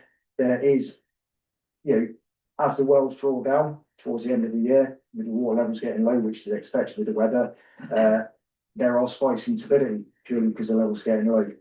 But we have not had any significant issues that we need to be concerned of. The system to be managed. And I can justify that, because after I did investigate the email, we found there was a 35-minute flush done and everything was fine. So, it was, not as, urgent. That was detrimental urgent as it sounded. Exactly, yeah, Well, that's good to know. absolutely. Perfect. Thank you. There's definitely concerns in the village, when we put the post of yesterday. And I got a few calls asking like what's going on and where we were at and why we were at, so. But this is, I can make some calls. Or if they're watching, everything's good, we're good. We're in the same boat as a lot of communities in New Brunswick right now. Quispamsis, where my parents live, they're having a lot of water issues right now just because we haven't had any rain. So once the rain comes and builds the aquifer back up again, we'll be right where we need to be. But as of now, we are still holding our own. We are Yep. holding our own. Absolutely. Perfect. Like I said, I compared to last year, we're in a better position. Okay. I've also had some phone calls and they're concerned about the new business in town. Yep. Is that being monitored, the flow of how much is going in there? Yes, it is. Everything normal? Everything is, so they're still below the amounts that they said they were gonna use. Okay. I spoke to the owner about a month ago, and we had a good discussion about how we were gonna monitor them on a regular basis, that if we ever did get into a position where we asked him to cut back, he would. And he has already cut back his production slightly to help support us. He is fully aware that the position we are with the water, and he's willing to work with us to ensure that we do not just have to go and turn it off. How often do you check that meter? I missed it last week, but I'm trying to do it every week. I appreciate it if you could do that. Yep. Just keeps an eye on where it is and how much is going, because there's a lot of activity there at the back and. It is what it is. And it has increased, and when Sunnybreak took over, there was a sharp increase in the quantities they're using, however, they are still below that first year estimate that what they were going to use. The phone calls I've had are people concerned about, we're putting out a conservation notice saying don't water your lawns. But there's too much water line going into business and they, you know how that goes. No, People absolutely. have some concerns, that's all. Yeah, and it's, like I said, it's all in the current water bylaw and in the agreement that if we are ever in a position where we believe that that business is going to prevent residential water, it's council's prerogative to shut them down. We are not in that position yet. Thank you for that update. How much longer will the national park be feeding water to Elma? So the agreement goes on until the end of October. We're hoping it comes out before then. We just extended it last year because there were some delays and used the same day this year. The extended part that's, so obviously it started off in a smaller area. Yes. It's increased, which has been a lifesaver for allowing us to continue supplying water. It came at a cost, but some areas have had lower water pressure in their houses because of it, but we are monitoring and managing that as best as we can. But we were successful in providing water without Yeah, a lot of issues this summer. yeah, there's minimal issues.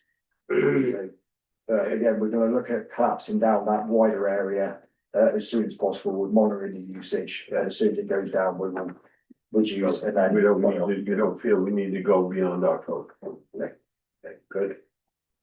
Just a comment, I visited the exhibition grounds before it opened and asked about the water and if there was any possibility of getting totes brought in, and they already had them on site.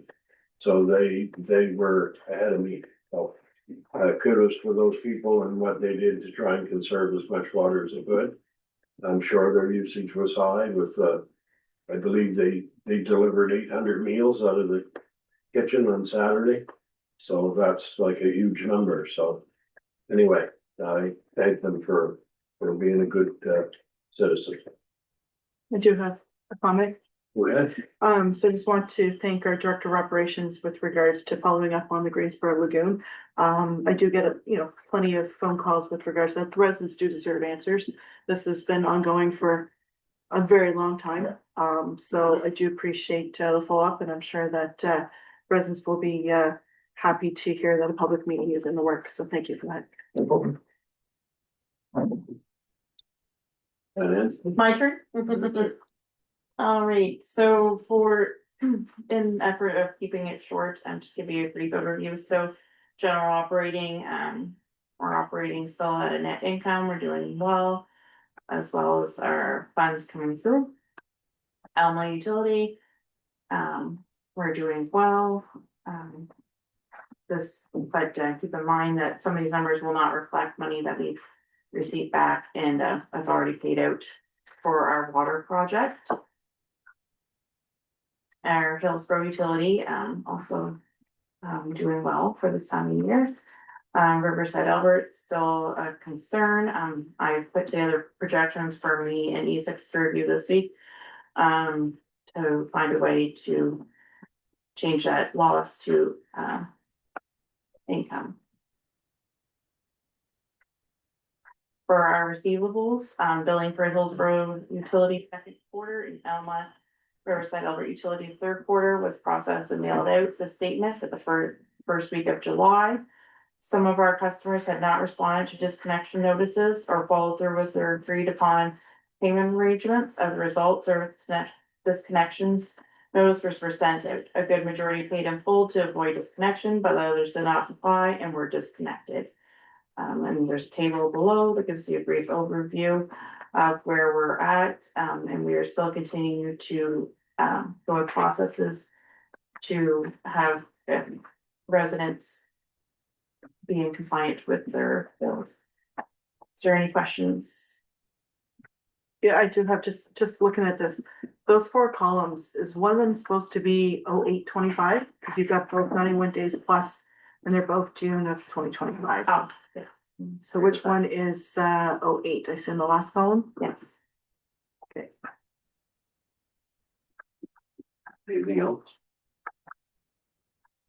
So if I'm looking at this chart correctly, these are pretty significant numbers. So if we look at the Elma Utility, there's over $100,000 in arrears that hasn't paid their services.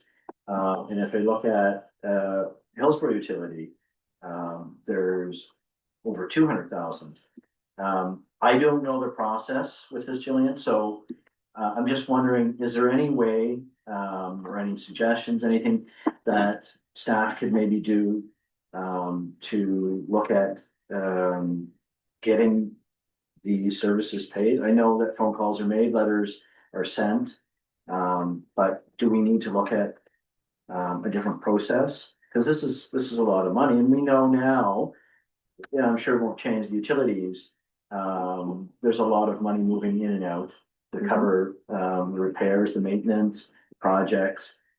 So this definitely has a huge impact, especially because we can't, borrow any money right now.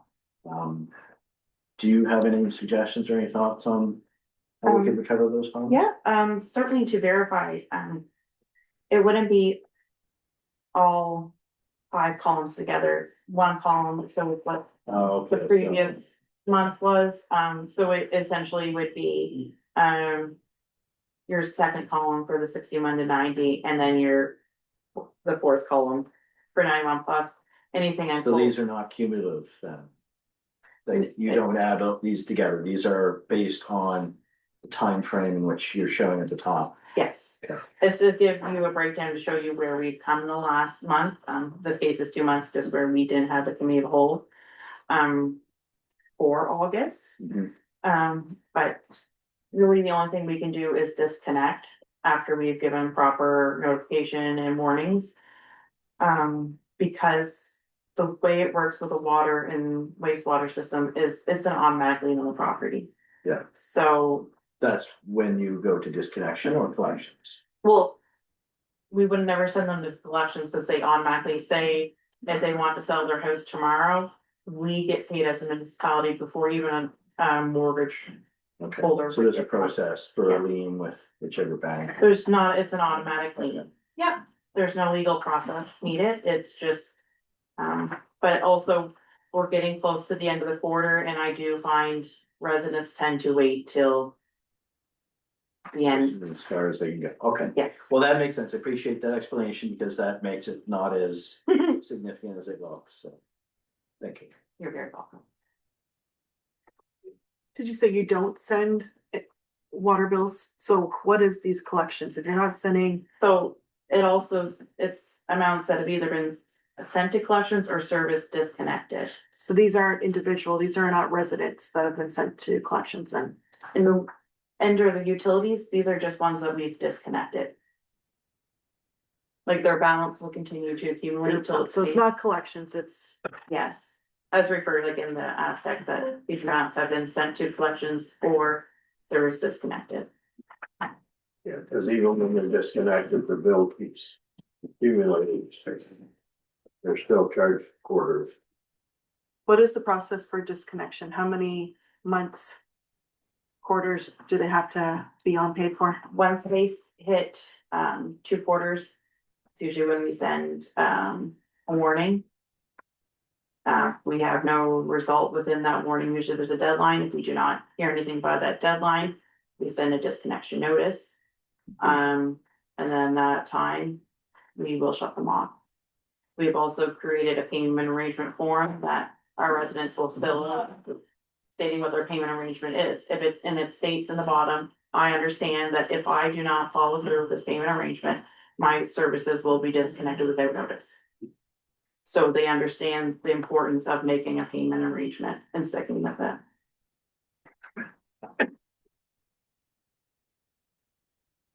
Is there any further questions regarding our report? Mayor and council statements and inquiries. Want to start, Mr. Chairman? Well, I probably have the most to say. Since we didn't have a council of the whole in August, these are, I guess, the notes from Fundy National Park for both August, September, for most of the summer. So highlights from August: despite trail closures and an ongoing fire ban, Fundy National Park had a successful August to close out the 2025 summer season, along with the efforts of our fire prevention enforcement staff. Very high compliance by visitors and locals with restrictions greatly helped efforts to keep the park safe. Looking back on 2025 summer season, between May and August 2025, 230,800 people visited the park over the season, showing a more than 5% increase in entry. Front camping, country camping was up 5%, backcountry camping was up nearly 8% compared to 2024. Contacts at park facilities were up by 20%, with over 44,600 visitors welcomed at headquarters visitor center alone. Collaboration under the stars. Despite trail closures, the night skies were wide open during Fun Day's annual Star Party. In collaboration with the Royal Astronomical Society of Canada, park staff welcomed night sky enthusiasts of all stripes for a constellation of activities and experiences throughout the weekend. August 2025 updates. End of Canada Strong Pass. So the Canada Strong Pass initiative ended on September 2nd, 2025. Regular entry and camping fees are back in place as of September 3rd. Final visitation numbers will not be available until mid-fall. However, as of late July, Parks Canada has seen increased visitation at many national parks and national historic sites. Changes to hours and amenities at Fundy National Park. As of September 2nd, the saltwater pool, Bennett Lake Boathouse, Outpost West gift shop, and Point Wolf Campground are closed for the 2025 season. The golf shop and Outpost East gift shop have changed their shoulder season hours as well. After October 13th, park hours and amenities will shift to a reduced offer. Fall interpretation programming. After a successful summer season, the interpretation team continues to share unique experiences on weekends. For the details of fall programs and scheduling, visit the park's Facebook page. Friday evening, stop by headquarters playground at 8 p.m. for stargazing and telescopes. Discover the wonders of the night sky through stories and the eyepiece of a telescope. Program modified during overcast evenings. Saturday evenings, drop into Chignecto Recreation Area Pavilion for Claws, Paws, and Jaws. Sink your teeth into a guided, self-guided exploration of wonders of Fun Day's wildlife. On weekends, check out the creature feature of the week. Features will be hosted at various key locations and spotlight different flora and fauna on Fun Day throughout the fall. Almost done. Craft and Be Beneath the Surface exhibition. See Fundy National Park through a new lens. Throughout the 2025 season, visitors have been discovering 13 unique sculptures located throughout the park. Pieces will be available until mid-October. Exhibition brochures can be picked up at any kiosk, visitor center. Thanksgiving weekend, Fundy National Park, from October 10th to the 13th. Join us for a feast of activities, including the annual pumpkin carving and campsite decorating contests and more. Final stretch for Fun Day 75, 475 challenge. Until October 12th, explore Fundy National Park's stunning landscapes and complete 75 cumulative kilometers throughout hiking, biking, paddling, and other activities for the Fun Day 75 for 75 challenge. So those are the updates from Fun Day National Park that have been provided by the liaison to Fundy Albert. The only other thing I wanted to say as a council statement is I attended the opening ceremonies for the Albert County exhibition last Thursday. And I just want to say this is a pinnacle event for Fundy Albert and Albert County, as we know. It's been happening for a very long time. A big thanks to go out to the Albert County exhibition directors and volunteers, because without them, it wouldn't happen. That was all from me. Yes, sir. Councilman Joe. The only thing I had was water issues and surrounding our new business on Main Street. Everything's been answered and I'm good. All right, sir. Councilor Coates. Our biggest problem is signage. Just exactly today, I come out to a library meeting, and at the Salem Road at the covered bridge, there was a truck sitting there for NB Power. Well, I know where he wasn't going, because I know those trucks are about 22 ton. Big. Anyways, I never thought I just, there was doing some work at the secondary Bailey Bridge, okay? There's a new house or was put in there. I went to the phone and, I think we were left about 11:30 out of the, I drove down and the truck was just getting around, going all the way around to come back in to put her in at the service. There should be a sign at the 910 at the front saying, you know, trucks, over 10 ton, I guess it is. The next thing is with the work done on the main road going up to Alma, there is a stuff, trucks and trailers, motorhomes, everything back through. The people at Osborne Corner, 2 or 3 said, can we get a sign? You stop there and you look, one says Hillsborough, one says Riverview. They're going to Alma. Where do they go? Which would you go? You're asking me? Yeah. He just told me, I guess. But this is what I'm saying, the signage is very, very poor. Now, they do some on the main roads, but the side roads. But, besides that, things are pretty quiet back there, except for the traffic. Thank you, sir. Counselor. I attended the Regional Service Commission meeting, last week or the week before. Dates are getting behind me here. The 2026 budget was approved, so it was nice to see. There is, like Mayor Campbell did mention tonight, some alternate, offers, partnership with shared services to municipalities, which include ones I could write down. Remember, it was water management, bylaws, and engineer. I forget there's a 4th one, but, so I'm encouraged to see some of that. I think additional negotiation and talks about that. I think that's where we need to go. It's important the council hears about these and makes these decisions, in the near future.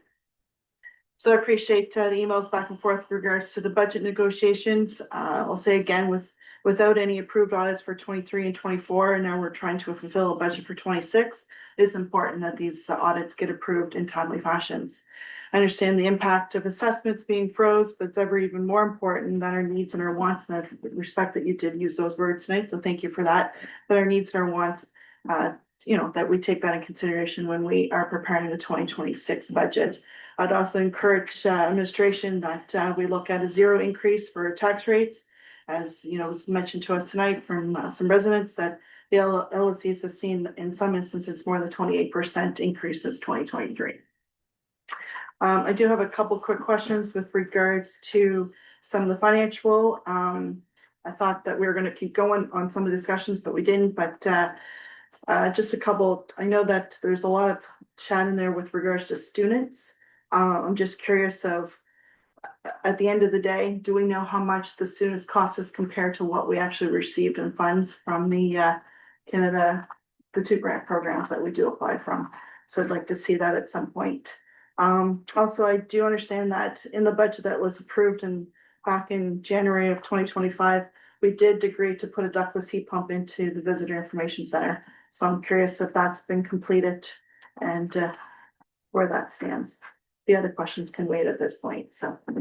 So I can answer the ductless air conditioner for the VIC, where we didn't get funding for VIC students this year. It was either close the VIC or hire 2 part-timers. So that's what we decided to do, is to hire the 2 part-timers and look at hopefully getting more students next year, or budgeting higher to be able to do it all. And we also had a unbudgeted bathroom repair as well, that was There was a a bit of fun. Yeah. Yeah, there was a replace the hot water tank. Yes. That So no, I appreciate those answers, but again, if council did approve and budget it for that heat pump, that's what we, at least bring that to our attention, because I mean, that's what we agreed on doing, and knowing that it didn't work, but it went to students, it's just more transparency, I think is very important. Thank you. Well, I'll jump on that. Can we find money in the budget for the heat pump in this fall? I can definitely They're not a agree. big expense, and it is well warranted, because I do believe the DSC was quite warm this summer. Someone's upstairs. They're in our office, just so you know. Make the ask, we'll pay her half. I'll just mind the budget. And same with the poor students at the pool. Yep.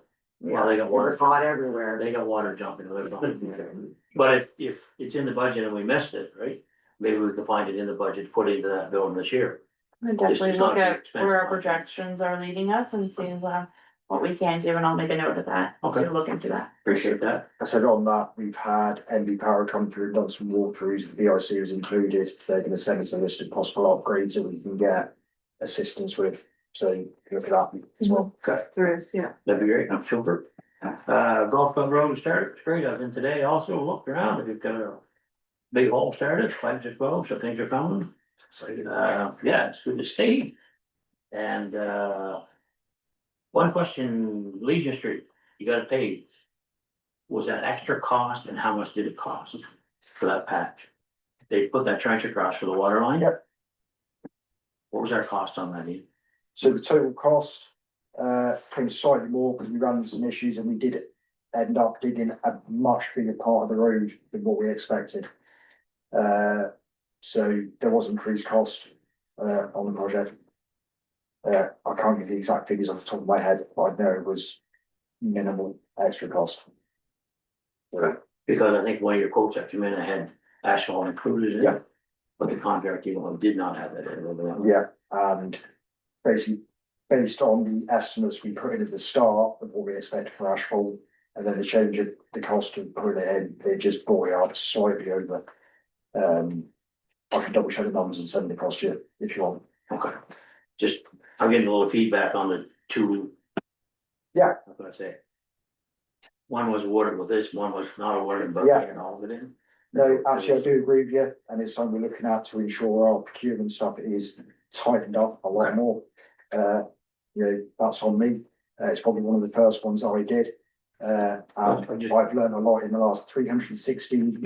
So we'll get better. Okay, no, I'm just curious, that's all. Yeah. Super, thank you. And, big thank you to the Arnold County Expedition, the directors and the, volunteers. I think their numbers are up this year all the way around. And, I found there was a lot more there this year than has been for a long time.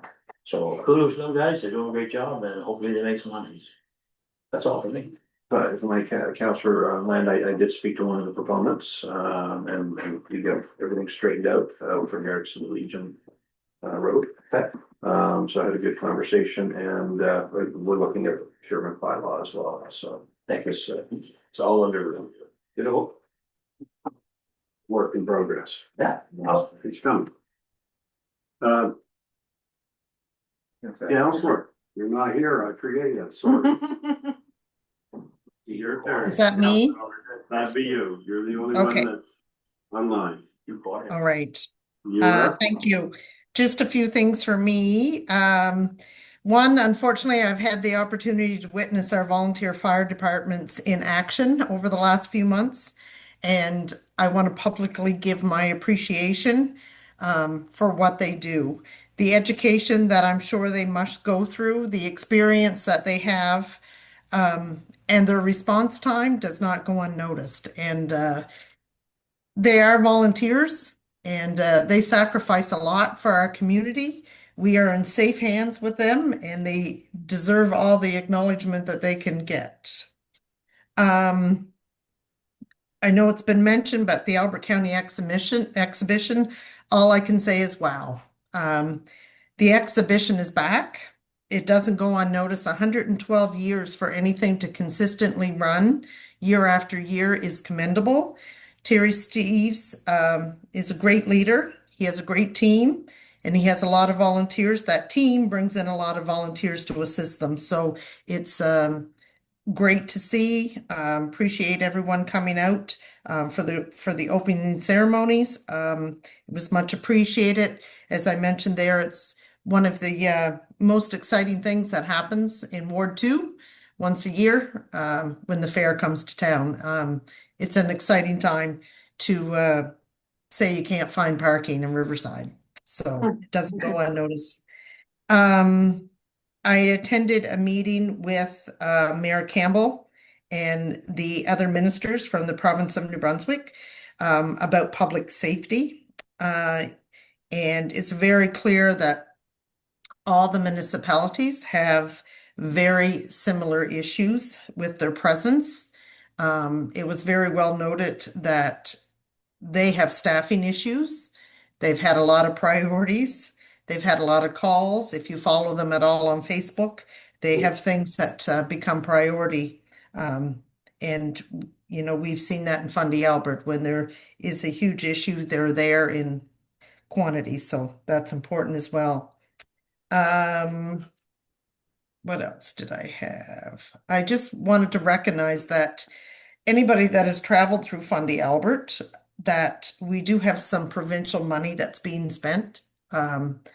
With the amount of road work that has been done this year, it's great to see that we're getting although it is always an inconvenience twice a day when I'm traveling to work, it's nice to see that there's some money being spent in our area. I also received a little update, a short update from our Albert County Tourism Association. And they've already started organization for the Christmas in the Country, which will be held the weekend of December 6th and 7th.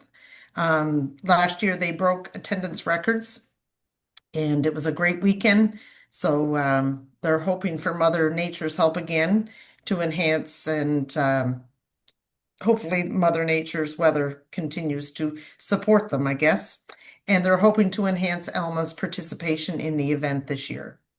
They are organizing a great workshop for members with Lynn Copa from Cyber PR Army Solutions and Miriam Saunier from CBDC.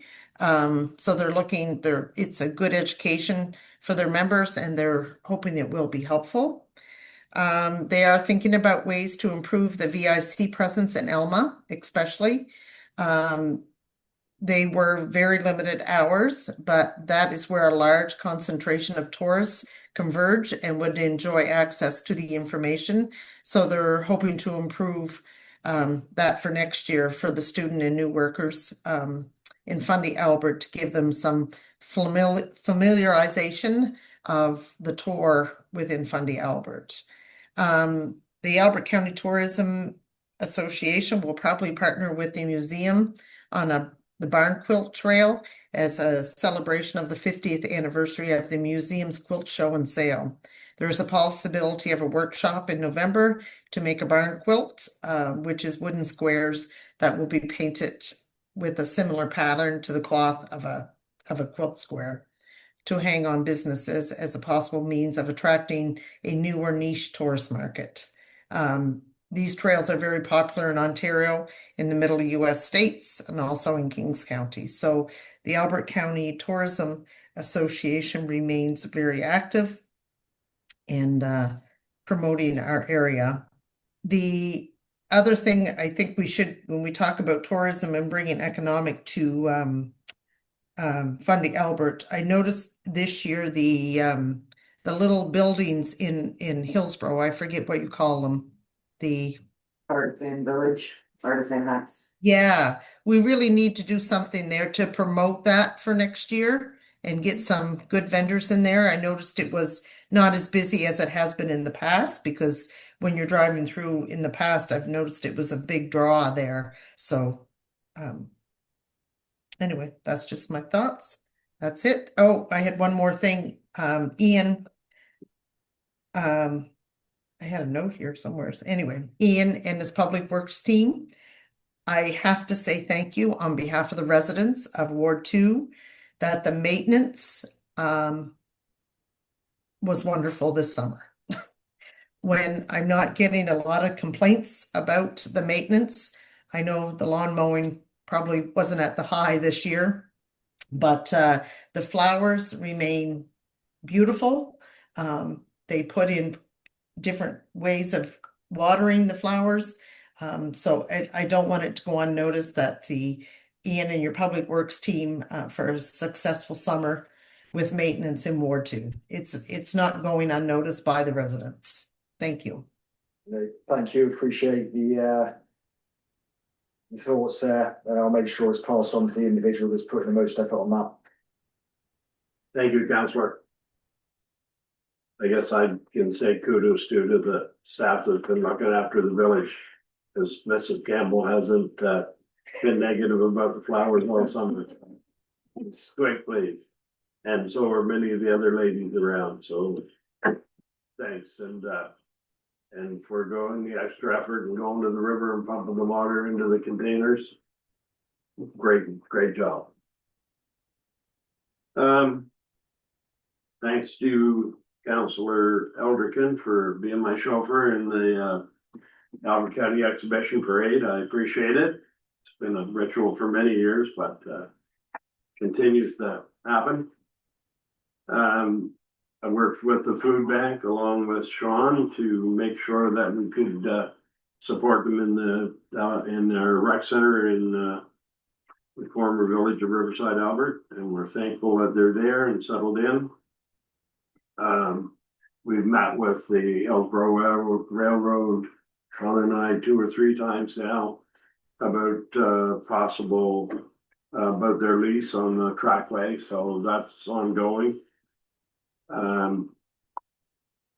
Southeast Regional Service Commission, the safety meeting that Councillor Elderson mentioned. Shared services, we're working on those. We're really hoping that we can do more there and find savings as we move forward. Regular meeting of the Southeast Regional Service Commission.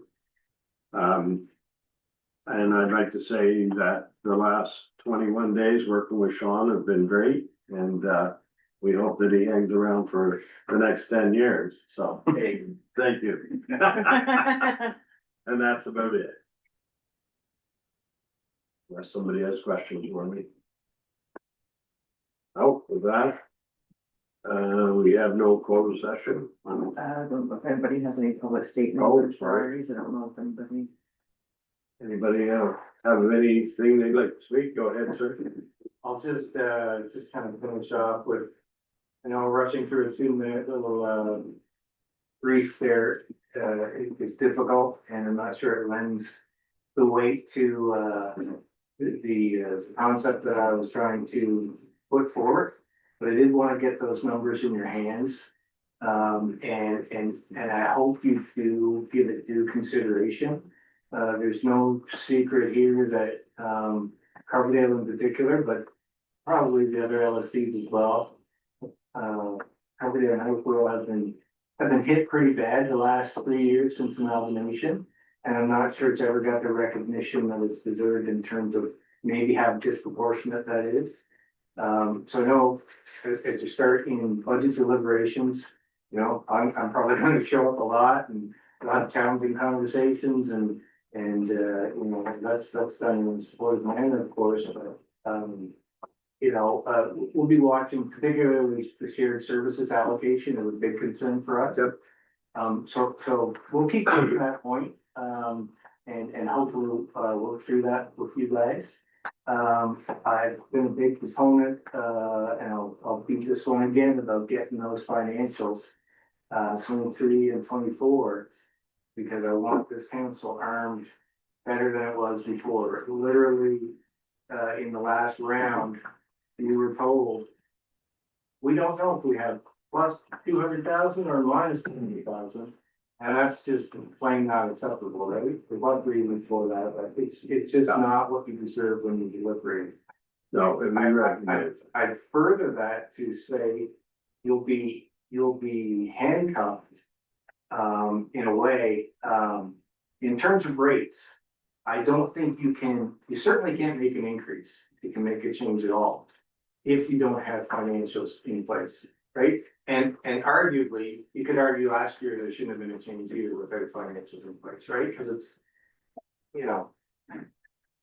I'll use illegal as a wrong word, but I mean, it really is, right? You can't, you weren't armed with the right information to be able to make those right, choices, right? So, it's sounding like you're getting close and I'm encouraged to hear that. I hope those are in place when the budget deliberations come down and we're not hamstrung with those issues. And then it'll just be about, you know, real information and we can have the debates about shared services and those allocations. So, I again, just did wanna, to me, those numbers that I highlighted for you were eye-opening. So do hope they get due consideration. I appreciate it. I'm sure they will.